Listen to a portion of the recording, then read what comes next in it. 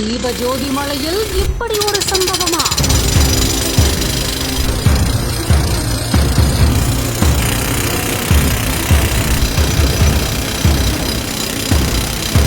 அண்ணாமலையார் கோவிலின் மீது ஏறிய ராட்சசன். 20 டன் அசுரனுக்காக களமிறங்கிய டீம். ஆங்காங்கே துளைகள் போட்டு இப்படியா?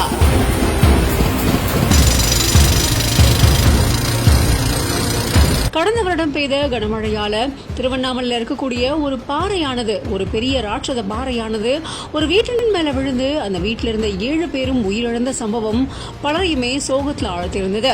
இப்படி இருக்கக்கூடிய இந்த சூழல்ல வடகிழக்கு பருவமழையானது தொடங்கி இருக்கிற இந்த நேரத்துல பல இடங்கள்ல பல எச்சரிக்கைகள் விடப்பட்டிருக்கு.